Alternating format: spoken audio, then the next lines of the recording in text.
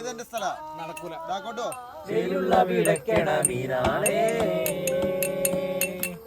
മീനും കൊണ്ടഞ്ചാറ് വട്ടം അങ്ങോട്ടും ഇങ്ങോട്ടും ഓടി ഞാൻ മീനും കൊണ്ടഞ്ചാറ് വട്ടം അങ്ങോട്ടും ഇങ്ങോട്ടും